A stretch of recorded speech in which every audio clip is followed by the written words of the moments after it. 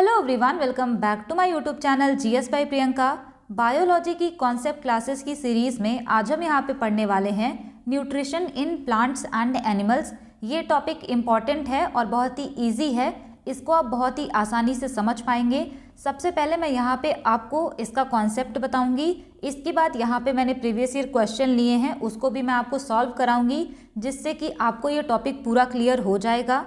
अब से यहाँ पे हम जो भी क्लासेस करेंगे तो मैं कोशिश करूँगी कि उसका बैकग्राउंड ब्लैक हो, जिससे कि आपको कोई भी प्रॉब्लम ना हो वीडियो को देखने में। चलिए फिर बिना किसी देरी के इस क्लास को स्टार्ट करते हैं। सबसे पहले हम यहाँ पे बात करेंगे न्यूट्रिएंट्स की कि पोषक तत्व क्या होते हैं। तो पोषक तत्व आप उनको बोलते हैं जिनकी कमी से आपको डिजीज़ हो जाए। जैसे कि प्रोटीन की कमी से डिजीज़ होता है तो प्रोटीन को हमने कहा कि ये न्यूट्रिएंट्स हैं। कार्बोहाइड्रेट्स की कमी है तो भी डिजीज़ हो जाएगा। विटामिन्स की कमी है अगर आपकी बॉडी में तो भी बहुत सारे डिजीज़ होते हैं। तो इसी वजह से ये सारे सब्सटेंस जिसकी कमी से डिजीज़ हो जाए उसको हमने कहा कि ये न्यूट्रिएंट्स हैं। यहाँ पे ये जो न्यूट्रिएंट्स है ना, अब इसको भी दो कैटेगरीज में डिवाइड किया गया है। पहला यहाँ पे हो जाएगा मैक्रोन्यूट्रिएंट्स, दूसरा यहाँ पे हो जाएगा माइक्रोन्यूट्रिएंट्स। अब इसमें क्या डिफरेंस होता है? मैक्रोन्यूट्रिएंट्स हम उन न्यूट्रिएंट्स को कहते हैं जिनको कि आप ग्राम में लेते हैं, यानी कि जिसको ज़्यादा मात्रा में लेना होता है उसको कहेंगे मैक्रोन्यूट्रिएंट्स, और जिसको बहुत ही कम मात्रा में लेना होता है यानी मिलीग्राम में, उसको हम कहते हैं माइक्रोन्यूट्रिएंट्स। अगर हम यहाँ पे बात करते हैं मैक्रोन्यूट्रिएंट्स की, जो कि आपको ज़्यादा अमाउंट में लेना होता है, उसमें आता है कार्बोहाइड्रेट, प्रोटीन एंड फैट। इसके अलावा जो माइक्रोन्यूट्रिएंट्स होते हैं जिनको कि बहुत कम अमाउंट में लेना होता है, इसमें आता है विटामिन्स एंड मिनरल्स। यहाँ पे हम एक एक करके सबके बारे में डिटेल में चीज़ें डिस्कस करेंगे। सबसे पहले हम यहाँ पे डिस्कस करते हैं कि कार्बोहाइड्रेट्स क्या होते हैं। कार्बोहाइड्रेट्स बने होते हैं कार्बन, हाइड्रोजन एंड ऑक्सीजन से मिलके। अगर आपसे पूछा जाए कि कार्बोहाइड्रेट्स का जनरल फॉर्मूला क्या होता है, तो इसका जनरल फॉर्मूला होता है CnH2nOn। यहाँ से आपको एक चीज़ ये भी ध्यान रखना है कि अगर आपसे पूछा जाए कि कार्बोहाइड्रेट्स में कार्बन, हाइड्रोजन एंड ऑक्सीजन का रेशियो क्या है, तो इनका रेशियो होता है 1:2:1। इसको कॉमनली हम शुगर कहते हैं। इसका मतलब जो कार्बोहाइड्रेट है इसका कॉमन नेम होता है शुगर। ये जो कार्बोहाइड्रेट है ना, इनका कुछ फंक्शन होता है हमारी बॉडी में। अगर आपसे पूछा जाए कि इनका फंक्शन क्या होता है, तो ये हमारी बॉडी के लिए फ्यूल का काम करते हैं, act as a fuel for energy. यानी कि अगर हमारी बॉडी को एनर्जी चाहिए तो हमें कार्बोहाइड्रेट लेना होगा। एक पॉइंट आपको यहाँ से ये भी याद रखना है कि अगर आपसे पूछा जाए कि कार्बोहाइड्रेट्स का स्मॉलेस्ट यूनिट क्या होता है, स्मॉलेस्ट यूनिट मतलब कि सिंपलेस्ट इसका फॉर्म क्या होता है, तो स्मॉलेस्ट यूनिट होता है कार्बोहाइड्रेट का ग्लूकोज। नेक्स्ट हम यहाँ पे डिस्कस करेंगे कि कार्बोहाइड्रेट कितने टाइप्स के होते हैं। तो अगर हम बात करें कार्बोहाइड्रेट की टाइप्स की, तो ये 3 तरह के होते हैं। सबसे पहला यहाँ पे हो जाएगा मोनोसैकेराइड। अब ये जो मोनोसैकेराइड है, ओलिगोसैकेराइड एंड पॉलीसैकेराइड, इससे भी मेंस के एग्जाम में क्वेश्चन पूछे जा चुके हैं। तो सबसे पहला टाइप यहाँ पे हो जाएगा मोनोसैकेराइड। सेकंड हम यहाँ पे बात करें तो ये हो जाएगा ओलिगोसैकेराइड। थर्ड अगर हम यहाँ पे बात करेंगे तो वो हो जाएगा पॉलीसैकेराइड। अब इसके ना एग्जाम्पल्स एग्जाम में पूछे जाते हैं, उसको आपको ध्यान में रखना होगा। यहाँ पे हम सबसे पहले बात करेंगे मोनोसैकेराइड की। ये जो मोनोसैकेराइड होते हैं ना, ये 1 शुगर मॉलिक्यूल से मिलकर के बने होते हैं। इस वजह से इसको हम कह सकते हैं कि ये सिंगल शुगर मॉलिक्यूल होते हैं। अगर आपसे पूछा जाए कि ये जो मोनोसैकेराइड है इसके कौन कौन से एग्जाम्पल हैं, तो इसका एग्जाम्पल हो जाएगा ग्लूकोज, फ्रक्टोज और गैलेक्टोज। अब यहाँ पे आपको ये जो फ्रक्टोज है ना, उसका एग्जाम्पल भी याद रखना है। आपने जो फ्रूट्स खाया होगा वो नेचुरली स्वीट होता है, तो वहाँ पे पाया जाता है फ्रक्टोज। तो एग्ज़ाम में कई बार पूछा गया है कि फ्रूट जो स्वीट होते हैं वो किसकी वजह से होते हैं, तो फ्रक्टोज उनमें पाई जाती है, इसी वजह से फ्रूट नेचुरली स्वीट होते हैं। इसके अलावा यहाँ पे आप ये भी याद रख सकते हैं कि राइबोस और डीऑक्सीराइबोस ये भी मोनोसैकेराइड के एग्जाम्पल हैं। अब यहाँ से अगर आपसे पूछा जाए कि ये राइबोस और डीऑक्सीराइबोस कहाँ पर देखने को मिलेंगे, तो राइबोस मिलता है आरएनए में और जो डीऑक्सीराइबोस है ये देखने को मिलता है डीएनए में। नेक्स्ट यहाँ पे अगर हम बात करें ओलिगोसैकेराइड की, तो ये मिनिमम 2 शुगर मॉलिक्यूल और मैक्सिमम 10 शुगर मॉलिक्यूल से मिलकर के बने होते हैं। ओलिगोसैकेराइड के जो एग्जाम्पल हैं वो भी इम्पॉर्टेंट हैं। सबसे पहला यहाँ पे एग्जाम्पल आएगा सुक्रोज। अगर आपसे पूछा जाए कि सुक्रोज किससे किससे मिलकर के बना हुआ है, तो ये बना है ग्लूकोज एंड फ्रक्टोज से मिलकर के। ये सुक्रोज आप डेली यूज़ करते हैं, यानी कि टेबल शुगर, जो चीनी हम घर में यूज़ करते हैं ना, वही होता है सुक्रोज। नेक्स्ट इसका एग्जाम्पल आपको याद रखना है माल्टोज। इससे क्वेश्चन मेंस के एग्जाम में पूछा गया था। अगर आपसे पूछा जाए कि माल्टोज हमें कहाँ देखने को मिलेगा, तो सीरियल्स में यानी कि अनाजों में देखने को मिलेगा। इसी वजह से इसको कहते हैं ग्रेन शुगर। ओलिगोसैकेराइड का जो थर्ड एग्जाम्पल है वो हो जाएगा लैक्टोज। ये मिलकर बना होता है ग्लूकोज और गैलेक्टोज से। अगर आपसे पूछा जाए कि लैक्टोज कहाँ देखने को मिलेगा, तो ये मिल्क में पाई जाने वाली शुगर है और ये एग्जाम्पल है ओलिगोसैकेराइड का। नेक्स्ट यहाँ पे जो पॉलीसैकेराइड है, इसके एग्जाम्पल की भी हम बात करेंगे। पॉली का मतलब होता है मेनी। जब बहुत सारे शुगर मॉलिक्यूल मिल करके चेन बना लेते हैं तो उसको हम कहते हैं पॉलीसैकेराइड। अगर आपसे पूछा जाए कि कितने शुगर मॉलिक्यूल यहाँ पे होते हैं, तो मिनिमम अगर हम बात करें तो 11, और अगर हम मैक्सिमम की बात करें तो वो इनफाइनाइट होगा। इसी वजह से ये मोस्ट अबंडेंट कार्बोहाइड्रेट है जो कि फूड में पाया जाता है। इसका एग्जाम्पल आपको याद रखना है। सबसे पहले यहाँ पे एग्जाम्पल हो जाएगा स्टार्च। नेक्स्ट यहाँ पे हो जाएगा ग्लाइकोजन, ये भी पॉलीसैकेराइड का एग्जाम्पल है। नेक्स्ट यहाँ पे अगर हम बात करें तो इसका एग्जाम्पल हो जाएगा काइटिन। उसके अलावा सेल्यूलोज। जब मैंने आपको सेल पढ़ाया था यानी कि कोशिका, वहाँ पे मैंने आपको बताया था कि जो फंगस होते हैं उनकी सेल वॉल काइटिन की बनी होती है। हम जो भी फूड लेते हैं ना, उसमें ग्लूकोज के बहुत सारे मॉलिक्यूल्स होते हैं, तो वो बना लेते हैं पॉलीसैकेराइड। तो इसी वजह से ह्यूमन बॉडी में जो भी फूड स्टोर होता है वो ग्लाइकोजन के फॉर्म में स्टोर होता है। यहाँ पे हमने डिस्कस किया कार्बोहाइड्रेट्स के बारे में। नेक्स्ट हम यहाँ पे डिस्कस करेंगे फैट्स के बारे में, जो कि एक मैक्रोन्यूट्रिएंट है। और अगर हम बात करें कि फैट क्या करता है, तो ये भी एनर्जी प्रोवाइड करने का काम करता है, और ये एनर्जी देता है फास्टिंग के टाइम पे। यानी जब व्रत रहता है कोई, तो उस टाइम पे फैट जो होता है हमारे शरीर के अंदर, वो एनर्जी देने का काम करता है। अगर हम फैट की बात करें तो ये भी 2 टाइप्स के होते हैं। एक यहाँ पे हो जाएगा सैचुरेटेड फैट और एक यहाँ पे हो जाएगा अनसैचुरेटेड फैट। अब इनमें भी डिफरेंस होता है। अगर हम बात करें सैचुरेटेड फैट की, तो वो आसानी से डाइजेस्ट नहीं होते। इसके अपोजिट अगर हम यहाँ पे बात करें अनसैचुरेटेड फैट की, तो ये बहुत ही आसानी से डाइजेस्ट हो जाते हैं। इसी वजह से ये जो अनसैचुरेटेड फैट है, इसको कहा जाता है गुड फैट। ये आसानी से डाइजेस्ट हो रहा है तो इसको गुड फैट बोला हमने, और ये आसानी से डाइजेस्ट नहीं होता, इसी वजह से ये जो सैचुरेटेड फैट है इसको हम कहते हैं बैड फैट। बैड फैट का यहाँ पे एग्जाम्पल हो जाएगा कोलेस्ट्रॉल। ये आसानी से डाइजेस्ट नहीं होता। इसके अलावा अगर हम अनसैचुरेटेड फैट की बात करें तो इसका एग्जाम्पल बनेगा ओमेगा 3 फैट। यहाँ पे आप स्टार मार्क करके लिख सकते हैं कि जो कोकोनट ऑयल होता है ना, ये भी सैचुरेटेड फैट का ही एग्जाम्पल है। इसका मतलब ये भी बैड फैट की कैटेगरी में आता है। इसके अलावा ये जो सैचुरेटेड फैट होते हैं इसमें सिंगल बॉन्ड होता है, और जो अनसैचुरेटेड फैट होते हैं इसमें डबल एंड ट्रिपल बॉन्ड होता है। नेक्स्ट यहाँ पे हम बात करते हैं प्रोटीन के बारे में। तो ये जो प्रोटीन होते हैं ना, ये ग्रोथ में हेल्प करते हैं, हेल्प्स इन ग्रोथ। इसके अलावा बॉडी का जो मसल होता है, मसल बिल्ड करने का भी ये काम करते हैं। ये प्रोटीन हमारी बॉडी के लिए बहुत ज़्यादा इंपॉर्टेंट होते हैं। वो इसलिए क्योंकि अगर हम यहाँ पे एंजाइम्स की बात कर ले, जो कि बायोलॉजिकल कैटालिस्ट होते हैं, इसके अलावा जो एंटीबॉडी होता है और यहाँ पे जो हार्मोन्स होते हैं, ये सभी प्रोटीन से मिलकर के बने होते हैं। तो अगर प्रोटीन नहीं होगा तो एंजाइम नहीं बनेगा, एंटीबॉडी नहीं बनेगा, या फिर हार्मोन नहीं बनेगा, जिसकी वजह से बहुत ज़्यादा डिजीज़ेस हो जाती हैं। कुछ स्पेसिफिक प्रोटीन होते हैं जो कि हमारी बॉडी की स्पेसिफिक ऑर्गन को रेगुलेट करते हैं। जैसे कि केराटिन प्रोटीन की अगर हम बात करें तो ये हमारी बॉडी के डेड सेल को रेगुलेट करते हैं। डेड सेल कहाँ आपको देखने को मिलेगा? हेयर एंड नेल्स में। तो केराटिन का नाम आपने बहुत बार सुना होगा, हेयर्स के लिए बहुत इंपॉर्टेंट होते हैं। नेक्स्ट यहाँ पे अगर हम बात करें ऑप्सिन प्रोटीन की, तो ये एक ऐसा प्रोटीन है जो कि हमारी आइज़ के कोन शेल को रेगुलेट करता है। यहाँ पे जो मैंने लिखा है कि कोन सेल, ये कोन सेल क्या करती हैं, लाइट में हमें जो भी चीज़ें दिखती हैं उसको देखने में हेल्प करती हैं और ऑप्सिन प्रोटीन की वजह से ही हम कलर के डिफरेंस को कर पाते हैं। इसके अलावा हमारी आईज़ में रॉड सेल भी होती हैं।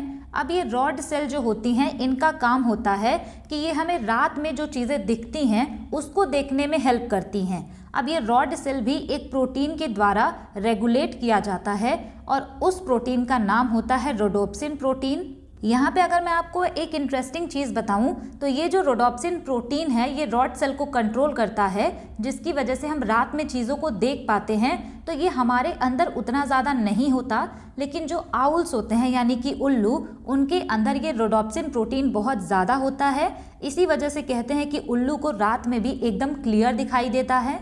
जब आप विटामिन के बारे में पढ़ते हैं तो वहाँ पे आप पढ़ते हैं कि विटामिन ए की कमी से नाइट ब्लाइंडनेस होता है, लेकिन अगर आपसे कोई पूछे कि डे ब्लाइंडनेस किसकी कमी से होता है तो वो ऑप्सिन प्रोटीन की वजह से होता है। यहाँ पे हमने इतनी चीज़ें डिस्कस कर ली, पर ये डिस्कस नहीं किया कि प्रोटीन किसका बना होता है। तो ये जो प्रोटीन होते हैं ना, ये बने होते हैं अमीनो एसिड से। लेकिन अगर आपसे पूछा जाए कि क्या सिंगल अमीनो एसिड से प्रोटीन बनेगा, तो ऐसा नहीं हो सकता। ये जो प्रोटीन बनते हैं वो अमीनो एसिड के चेन से बनते हैं, यानी कि 20 अमीनो एसिड मिलके चेन बना लेंगे तब जाके प्रोटीन बनेगा। इसके अलावा अगर हम यहाँ पे देखें कि टोटल अमीनो एसिड कितने होते हैं, तो टोटल 20 अमीनो एसिड होते हैं। अब ये जो 20 अमीनो एसिड है, इसमें भी जो 9 अमीनो एसिड हैं वो इसेंशियल अमीनो एसिड होते हैं। इसके अलावा जो 11 अमीनो एसिड है वो नॉन इसेंशियल अमीनो एसिड होते हैं। इसेंशियल और नॉन इसेंशियल यहाँ पे वर्ड इसलिए दिया गया क्योंकि जो इसेंशियल अमीनो एसिड होते हैं इनको आपको फूड के द्वारा लेना होता है, लेकिन अगर हम बात करें नॉन इसेंशियल अमीनो एसिड की तो ये हमें बाहर से लेने की ज़रूरत नहीं पड़ती, क्योंकि हमारे लिवर के द्वारा ही नॉन इसेंशियल अमीनो एसिड को फॉर्म किया जाता है। ये बेसिक चीज़ें हैं प्रोटीन के बारे में। अगर आपसे पूछा जाए कि प्रोटीन की डिफिशियंसी से कौन सा डिजीज़ होता है, तो अगर प्रोटीन की डिफिशियंसी हो गई तो क्वाशियोरकर हो जाता है। अब ये क्वाशियोरकर ना अडल्ट्स में देखने को नहीं मिलता, क्वाशियोरकर बच्चों में देखने को मिलता है। यहाँ पे अगर हम बात करें मरासमस की तो इसको कहा जाता है कुपोषण।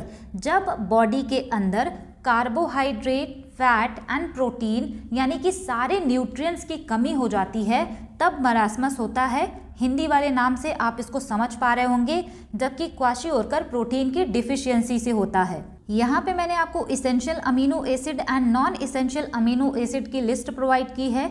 एसएससी में इस पे भी क्वेश्चन पूछे जा रहे हैं। अगर हम बात करें मेंस एग्जाम की, जो कि एसएससी सीजीएल 2024 का हुआ है, तो यहाँ पे ट्रिप्टोफैन का जो फंक्शन होता है इससे क्वेश्चन पूछा गया था।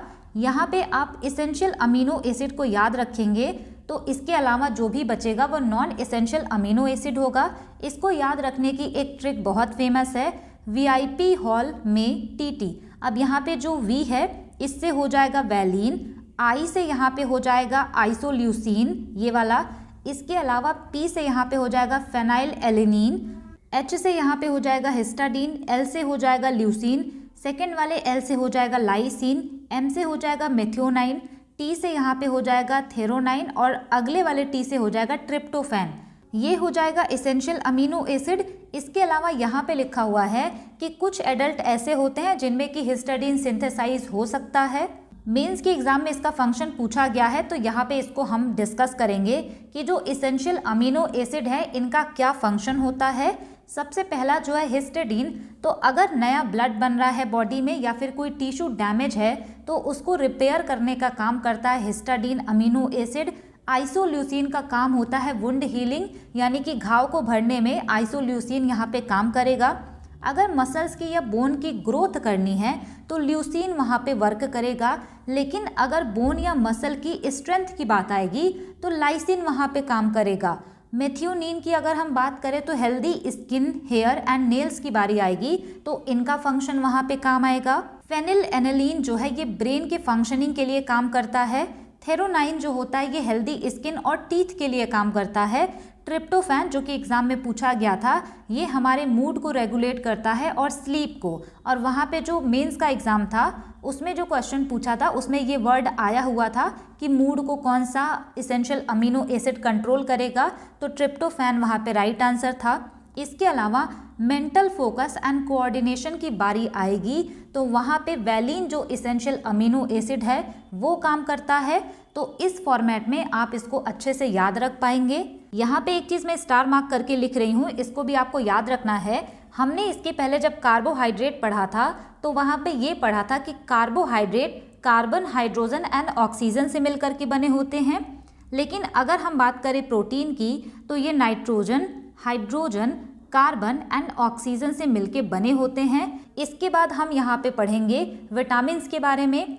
अगर हम यहाँ पे बात करें विटामिन की तो इसके बारे में हमने पढ़ा था डिजीज़ वाले चैप्टर में। वहाँ पे मैंने आपको विटामिन की डिफिशियंसी से होने वाले सारे डिजीज़ बताए थे, तो यहाँ पे आपको बस रिवाइज करना है। यहाँ पे आपको याद आना चाहिए कि 1912 में कैसिमिर फंक ने विटामिन को डिस्कवर किया था। एग्जाम में अगर आपसे ये लिख के सवाल पूछ दिया जाए कि विटामिन वर्ड क्वाइन किसने किया था, तब भी आप इन्हीं का नाम आंसर मार्क करेंगे। ये जो विटामिन है ये 2 टाइप्स के होते हैं, फैट सॉल्युबल विटामिन यानी कि वसा में घुलनशील विटामिन। इसके अलावा यहाँ पे हो जाएगा वाटर सॉल्युबल विटामिन यानी कि पानी में घुलनशील विटामिन। अब इसका नाम भी आपको याद रखना है। अगर हम बात करें कीड़ा यानी कि विटामिन के, ई, डी एंड ए, तो ये फैट सॉल्युबल होते हैं यानी कि वसा में घुलते हैं। इसके अलावा ये जो वाटर सॉल्युबल विटामिन हैं ये हो जाएंगे विटामिन बी एंड सी। अब ये वाटर सॉल्युबल का मतलब ये होता है कि ये ऐसे विटामिन्स हैं जिनको आपको रेगुलर बेसिस पे लेना होता है, क्योंकि यूरिन के थ्रू ये पास हो जाते हैं यानी बॉडी से निकल जाते हैं। इसके अलावा ये जो फैट सॉल्युबल विटामिन होते हैं ये बॉडी में स्टोर रहते हैं, इसको आपको डेली लेने की ज़रूरत नहीं पड़ती है। यहाँ से आपको याद आना चाहिए कि विटामिन ए का साइंटिफिक नेम होता है रेटिनॉल, विटामिन सी का साइंटिफिक नेम होता है एस्कॉर्बिक एसिड, विटामिन डी का साइंटिफिक नेम होता है कैल्सीफेरॉल। अगर हम यहाँ पे बात करते हैं विटामिन ई की तो इसका साइंटिफिक नेम होता है टोकोफेरॉल, विटामिन के का साइंटिफिक नेम होता है फाइलोक्विनोन।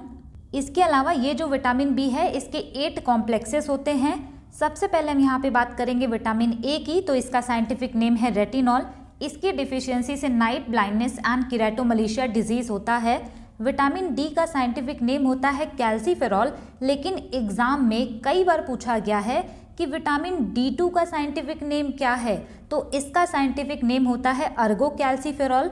अगर यहाँ पे आपसे पूछ लिया जाए कि विटामिन D3 का साइंटिफिक नेम क्या होगा, तो ये होता है कॉलिक कैल्सीफेरॉल। इसकी कमी से रिकेट्स होता है और ऑस्टियोमलेशिया। अब ये रिकेट्स एंड ऑस्टियोमलेशिया जो है इसमें डिफरेंस क्या होता है? रिकेट्स होता है चिल्ड्रन में और ऑस्टियोमलेशिया एडल्ट्स में होता है। विटामिन ई का साइंटिफिक नेम है टोकोफेरॉल और इसकी डिफिशियंसी से स्टेरिलिटी होता है यानी कि बांझपन इसको कहते हैं।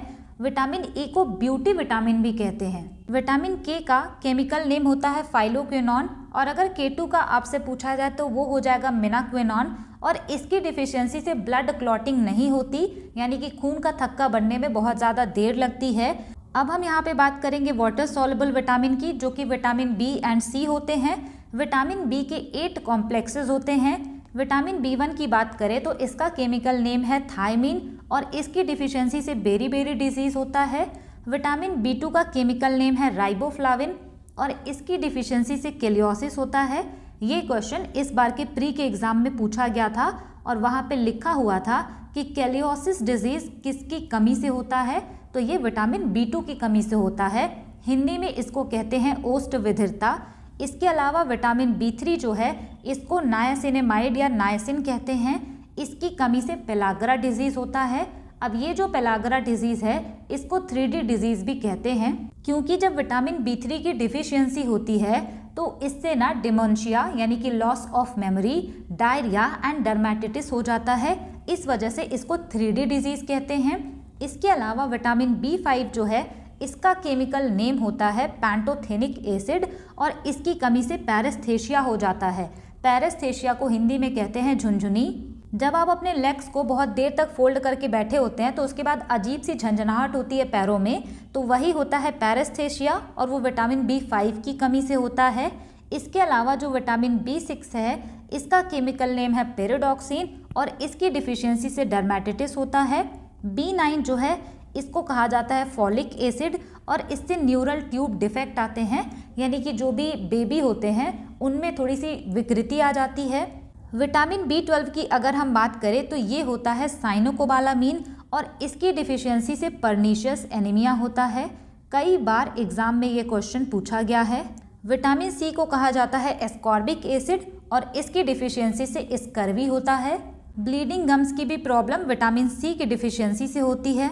यहाँ से आपको विटामिन के कुछ सोर्सेज भी ध्यान में रखने हैं, कभी कभार इससे क्वेश्चन पूछ लिए जाते हैं। विटामिन A की अगर हम बात करें तो carrot, mango, apple and papaya में मिलते हैं।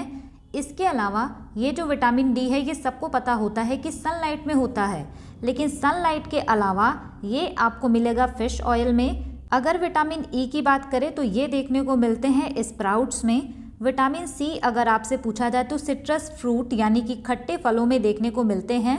इसका एग्जाम्पल हो जाएगा लेमन, आंवला, ऑरेंज। नेक्स्ट यहाँ पे जो मिनरल है ये माइक्रो न्यूट्रिएंट्स होता है, यानी इसको बहुत ही कम अमाउंट में मिलीग्राम में लिया जाता है। लेकिन अगर आप कोई भी मिनरल है जिसको कि 100 मिलीग्राम पर डे से ज़्यादा ले रहे हैं तो उसको रख दिया गया है मैक्रो मिनरल की कैटेगरी में, और 100 मिलीग्राम पर डे से कम अगर आप मिनरल ले रहे हैं तो उसको कहा गया है माइक्रो मिनरल। अब यहाँ पे ये लिस्ट दिया गया है, calcium, phosphorus, magnesium, sulphur, sodium, potassium and chloride, ये मैक्रो मिनरल होते हैं। ये थोड़ा सा ज़्यादा क्वांटिटी में नीडेड होते हैं इनके कंपैरिजन में। Iron, zinc, copper, iodine, manganese, selenium, ये सब माइक्रो मिनरल होते हैं, ये कम अमाउंट में चाहिए होते हैं। यहाँ पे हम डिस्कस करेंगे कि मिनरल की डिफिशियंसी से कौन कौन से डिजीज होते हैं। सबसे पहले हम यहाँ पे बात करेंगे आयरन की। अगर आयरन की कमी है तब कौन सी डिजीज होगी, और अगर आयरन बहुत ज़्यादा हो गया है बॉडी में तब कौन सी डिजीज होगी। तो अगर आयरन की कमी है तो इसको हम कह देते हैं एनीमिया। अगर आयरन बहुत ज़्यादा है तो उस टाइम पे हो जाता है पॉलीसाइथेमिया। अब ये पॉलीसाइथेमिया क्या होता है, तो RBC का नंबर इंक्रीज हो जाता है ज़्यादा आयरन होने की वजह से, तो पॉलीसाइथेमिया डिजीज़ हो जाता है। अगर आपसे पूछा जाए कि आयरन का सबसे अच्छा सोर्स कौन सा होता है, तो डेट्स यानी कि खजूर जो होते हैं वो सबसे अच्छे सोर्स माने जाते हैं आयरन के। नेक्स्ट यहाँ पे अगर हम बात करते हैं जिंक की, जिंक अगर कम है बॉडी में तब कौन सी डिजीज़ होगी, अगर जिंक बहुत ज़्यादा है तब कौन सी डिजीज़ होगी। तो अगर जिंक कम है तो यहाँ पे हो जाता है डायबिटीज़ टाइप 1। अगर जिंक की मात्रा बॉडी में बहुत ज़्यादा हो तो उससे हाइपोग्लाइसीमिया हो जाता है। हाइपोग्लाइसीमिया का मतलब ब्लड में ग्लूकोज की मात्रा का कम होना। तो जब ब्लड में ग्लूकोज का लेवल बहुत कम हो जाता है तो उसको कहते हैं हाइपोग्लाइसीमिया। नेक्स्ट यहाँ पे हम बात करेंगे आयोडीन के बारे में। अगर आयोडीन की कमी है यानी कि इसकी डिफिशियंसी है तो इससे हो जाता है ग्वाइटर डिजीज़ यानी कि घेंघा रोग, और अगर इसकी मात्रा बहुत ज़्यादा हो जाए बॉडी में तो उससे हो जाता है ग्रेव सिंड्रोम। ग्रेव सिंड्रोम में आंखें थोड़ी सी फैल जाती हैं, उसी को कहा जाता है। तो इसकी कमी वाला तो सबको पता है कि ग्वाइटर डिजीज़ होता है, लेकिन आज से आप ये भी याद रखेंगे कि इसकी अगर बहुत ज़्यादा मात्रा हो जाए तो ग्रेव सिंड्रोम हो जाएगा। नेक्स्ट यहाँ पे मिनरल है फ्लोरीन। अगर आपसे पूछा जाए कि फ्लोरीन क्या करता है, तो ये प्रिवेंट करता है डेंटल डिके को, यानी कि हमारे दांतों को खराब होने से बचाता है। अगला जो मिनरल है वो है कैल्शियम। कैल्शियम अगर बहुत ज़्यादा कम है हमारी बॉडी में यानी कि इसकी कमी है तो उस टाइम पे हो जाता है ऑस्टियोपोरोसिस। ऑस्टियोपोरोसिस में जो बोन्स होती हैं वो बहुत ही वीक और सॉफ्ट हो जाती हैं, और अगर कैल्शियम आपकी बॉडी में बहुत ज़्यादा हो गया तो उससे भी किडनी स्टोन होता है, जिसको कि हिंदी में पथरी कहते हैं। नेक्स्ट यहाँ पे है सोडियम। अगर आपकी बॉडी में सोडियम बहुत ज़्यादा कम मात्रा में है तो उस टाइम पे हो जाएगा लो ब्लड प्रेशर। अगर सोडियम की मात्रा बहुत ज़्यादा है तो उससे हो जाता है हाई ब्लड प्रेशर। नेक्स्ट जो मिनरल है वो है पोटेशियम। पोटेशियम जो होता है ये सोडियम को बैलेंस करने का काम करता है। अगर इसकी कमी हो गई तो हाई ब्लड प्रेशर होगा। ऐसा क्यों? क्योंकि जब पोटेशियम ना हो इससे ना सोडियम कंट्रोल नहीं हो पाएगा और ज़्यादा हो जाएगा, और इसके ज़्यादा होने से हाई बीपी हो जाता है यानी कि हाई ब्लड प्रेशर। और अगर इसकी ज़्यादा ही वृद्धि हो गई यानी कि पोटेशियम बहुत ज़्यादा हो गया तो ये सोडियम की मात्रा को कुछ ज़्यादा ही बैलेंस कर देगा, जिससे कि सोडियम की कमी हो जाएगी, तो इससे हो जाएगा लो ब्लड प्रेशर। इसके अलावा यहाँ से आप ये भी याद रख सकते हैं कि पोटेशियम की जो कमी होती है इसको कहते हैं हाइपोकैलमिया। इस तरीके का क्वेश्चन इस बार के प्री के एग्जाम में पूछा गया है। अगर पोटेशियम की मात्रा बहुत ज़्यादा है तो इसको कहते हैं हाइपरकैलेमिया। जहाँ कहीं भी आपको हाइपो वर्ड दिखे तो इसका मतलब है किसी चीज़ की कमी, और अगर आपको हाइपर वर्ड दिख रहा है तो इसका मतलब है किसी चीज़ की अधिकता है वहाँ पर। यहाँ पे हमने डिस्कस किया है न्यूट्रिशन इन एनिमल्स। इसके बाद आपको यहाँ पे देखना है न्यूट्रिशन इन प्लांट, यानी कि पौधों को पोषण कैसे मिलता है, पौधे अपना खाना कैसे बनाते हैं। तो बहुत ही सिंपल सा प्रोसेस है फोटोसिंथेसिस, यानी कि प्रकाश संश्लेषण।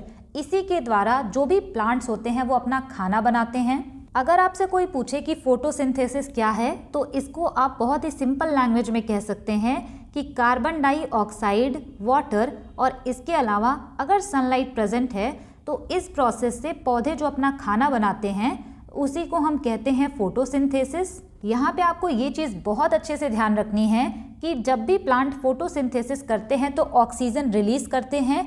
इस पे ना एसएससी में प्रीवियस ईयर क्वेश्चन पूछा गया है। अभी हम प्रीवियस ईयर क्वेश्चन सॉल्व करेंगे तो आप वहाँ पे देख पाएंगे। यहाँ से आपको कुछ छोटे छोटे पॉइंट याद रखने हैं। सबसे पहले हम यहाँ पे बात करेंगे थैलाक्वाइड की। ये जो थैलाक्वाइड्स होते हैं ये क्लोरोफिल को कंटेन करते हैं। क्लोरोफिल क्या करता है, तो ये सनलाइट को ट्रैप करने का काम करता है, एब्जॉर्ब करने का काम करता है। क्लोरोफिल की वजह से ही जो लीव्स होती हैं वो ग्रीन कलर की दिखती हैं। तो इस तरीके का क्वेश्चन भी पूछा गया है जो कि बहुत बेसिक है कि क्लोरोफिल की वजह से लीव्स का कलर ग्रीन होता है। फोटोसिंथेसिस के टाइम पर दो तरह की रिएक्शन होती हैं। एक होता है लाइट डिपेंडेंट रिएक्शन। अगर आपसे पूछा जाए कि लाइट डिपेंडेंट रिएक्शन कहाँ पर होता है तो ये ग्रेना में होता है। अगर आपसे पूछा जाए लाइट इंडिपेंडेंट रिएक्शन या फिर डार्क रिएक्शन कहाँ पर होता है तो ये होता है स्ट्रोमा में। अब इसके लिए एक नाम है, इसको कहा जाता है काल्विन साइकिल या फिर C3 साइकिल। तो इस तरह के छोटे छोटे जो चीज़ें होती हैं ना वो भी एग्जाम में पूछ ली जाती हैं। नेक्स्ट यहाँ पे है open stomata and closed stomata. ये स्टोमेटा ओपन कब होता है, क्लोज कब होता है, तो अगर हम यहाँ पे बात करें वाटर की तो जब ये वाटर इसके अंदर जाता है तो ये फूल जाता है और इस तरीके से ओपन हो जाता है। तो इसको हम कहते हैं ये ओपन स्टोमेटा है। एग्जाम में क्वेश्चन आपसे ऐसे पूछा जाएगा कि स्टोमेटा ओपन कब होगा, तो जब उसमें वाटर जाएगा। अगर हम यहाँ पे बात करें स्टोमेटा क्लोज कब होगा, तो जब वाटर का यहाँ से लॉस हो जाएगा, पानी यहाँ से कम हो जाएगा तो ये क्या करेंगी, सेल सिकुड़ जाएंगी, तब यहाँ पे होता है क्लोज्ड स्टोमेटा।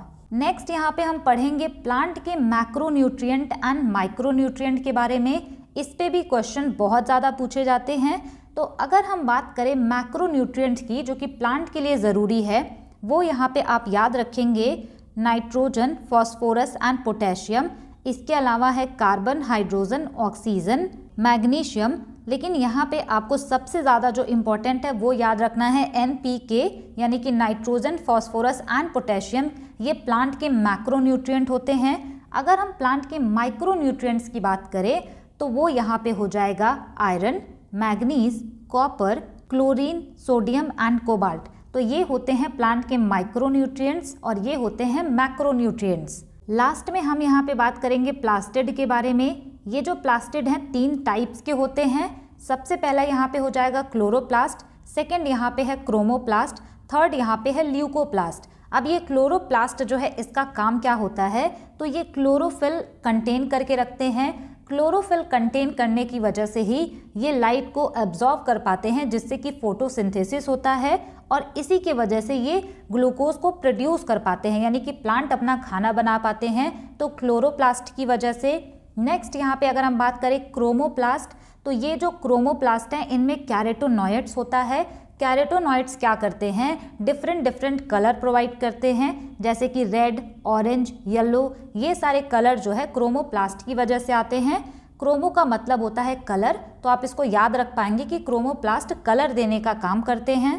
थर्ड यहाँ पे है ल्यूकोप्लास्ट। तो ये जो ल्यूकोप्लास्ट हैं इनमें कोई पिगमेंट नहीं होता, ये स्टार्च को स्टोर करके रखते हैं। अब ये स्टार्च क्या है, तो ये प्लांट का फूड है, तो इसको स्टोर करने का काम करेंगे ल्यूकोप्लास्ट। अब ये जो प्लांट अपना फूड बनाते हैं तो इनमें भी डिफरेंट डिफरेंट चीज़ें होती हैं जिनको कि ये स्टोर करके रखते हैं। तो ल्यूकोप्लास्ट को फर्दर 3 कैटेगरीज में बांटा गया है इस आधार पे कि क्या चीज़ें ये कंटेन करते हैं। फर्स्ट यहाँ पे हो जाएगा एमाइलोप्लास्ट, जो कि ल्यूकोप्लास्ट का एक टाइप है। सेकंड यहाँ पे हो जाएगा एल्यूरोप्लास्ट।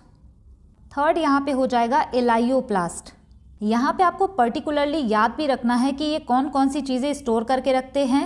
तो एमाइलोप्लास्ट स्टार्च को स्टोर करके रखता है, एल्यूरोप्लास्ट प्रोटीन को स्टोर करके रखते हैं, एलाइयोप्लास्ट जो होता है ये फैट्स एंड ऑयल्स को स्टोर करके रखता है। ये इम्पॉर्टेंट है।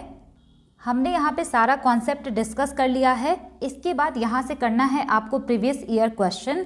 क्वेश्चन नंबर 1 है यहाँ पे, the dash is the term used for the reaction of photosynthesis that use the energy stored by the light dependent reaction to form glucose and other carbohydrate molecules।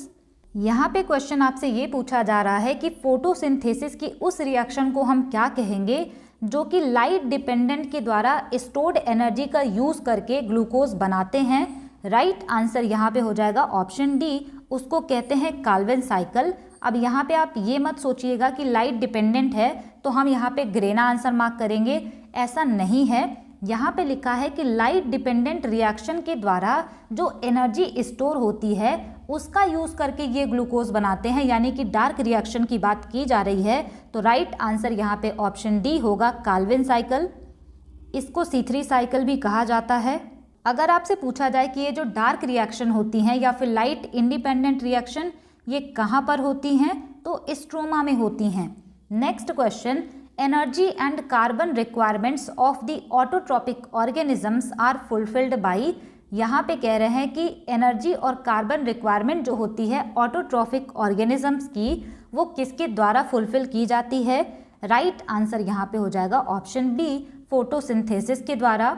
यहाँ से आपको एक चीज़ और जानना है कि ये जो न्यूट्रिशन होता है वो 2 टाइप्स का होता है। एक तो यहाँ पे होता है ऑटोट्रॉफिक न्यूट्रिशन और दूसरा यहाँ पे हो जाएगा हेट्रोट्रॉफिक न्यूट्रिशन। ऑटोट्रॉफिक न्यूट्रिशन का मतलब होता है स्वपोषी पोषण, यानी जो लोग अपना खाना खुद बनाते हैं उनको हम यहाँ पे कह देंगे कि उनका जो न्यूट्रिशन का मोड है वो ऑटोट्रॉफिक है। हेट्रोट्रॉफिक न्यूट्रिशन की अगर हम बात करें तो ये होता है परपोषी पोषण, यानी कि जो दूसरों पे डिपेंडेंट होते हैं अपने फूड के लिए, तो उनका जो न्यूट्रिशन का मोड होता है वो हेट्रोट्रॉफिक होता है। अगर आपसे पूछा जाए कि ऑटोट्रॉफिक न्यूट्रिशन किस में देखने को मिलेगा, तो ग्रीन प्लांट्स में देखने को मिलता है, इसके अलावा ब्लू ग्रीन एल्गी में।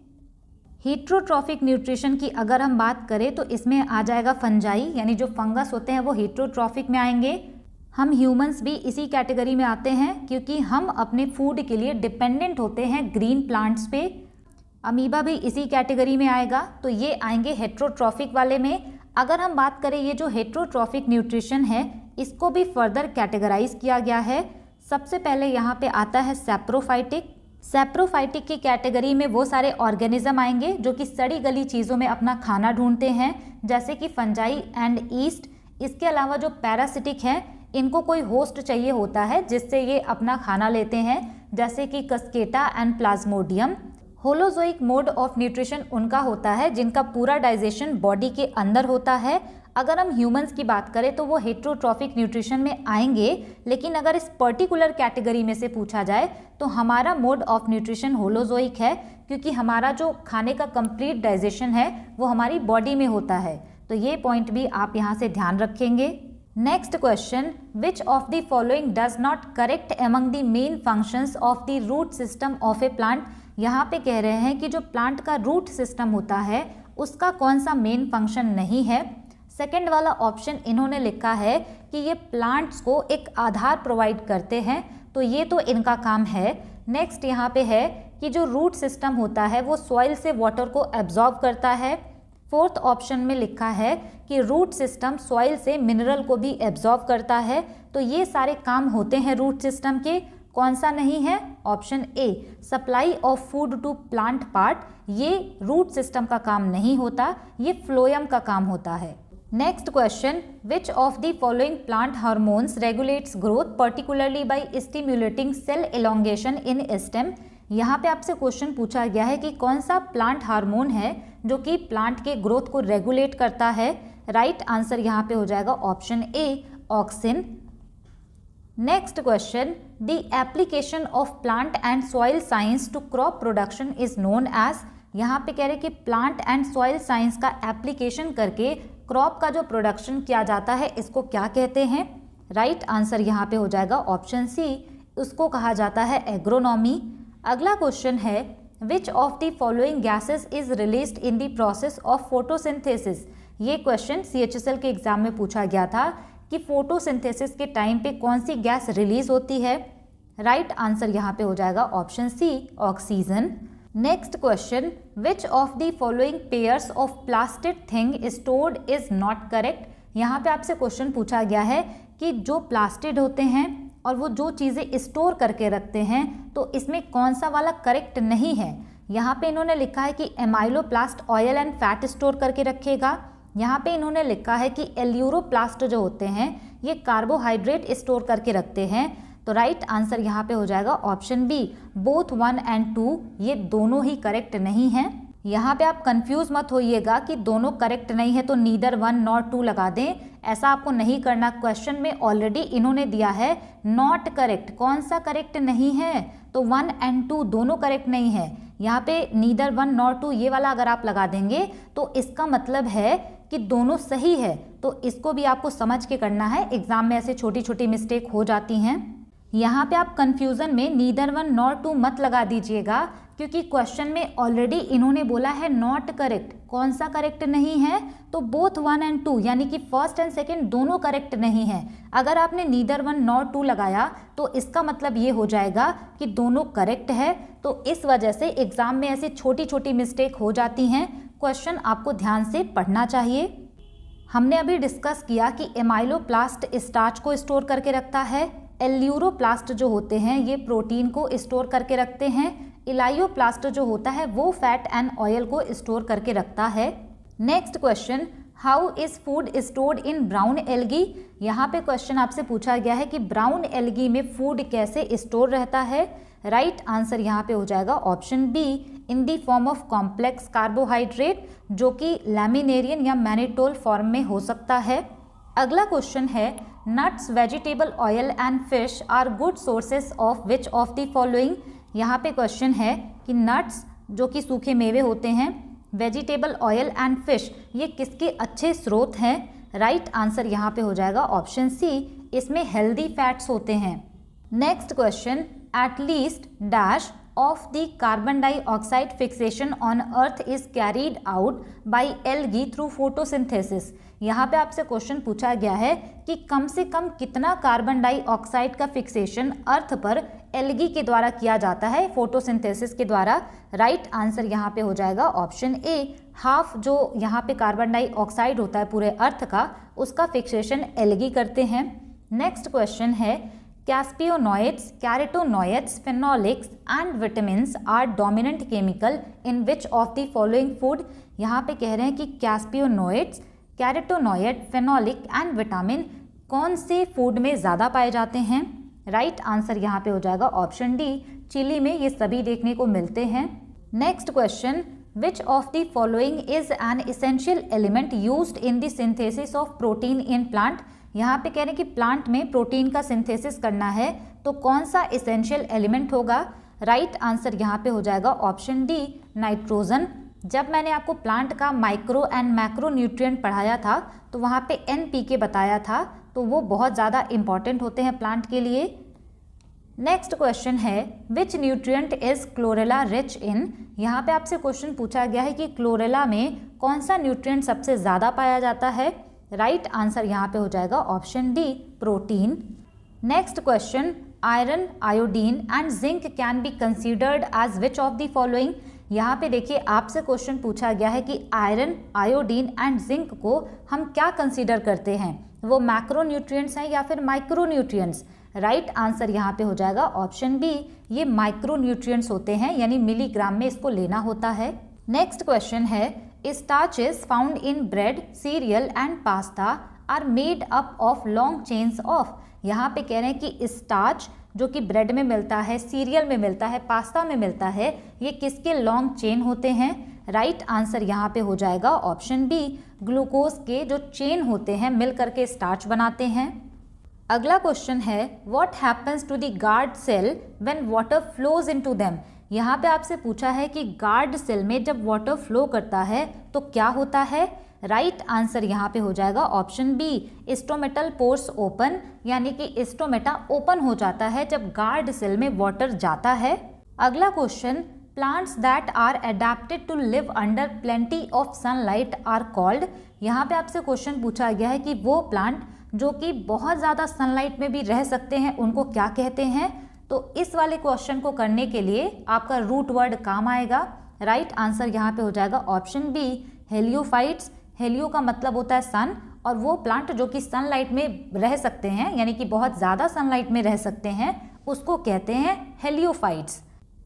Next question, the leaves have a green pigment called dash which helps leaves to capture the energy from sunlight. यहाँ पे कह रहे हैं कि लीव्स के पास, पत्तियों के पास एक ग्रीन पिगमेंट होता है, उसको क्या कहते हैं? और ये जो पिगमेंट होते हैं ये सनलाइट की एनर्जी को कैप्चर करने में मदद करते हैं।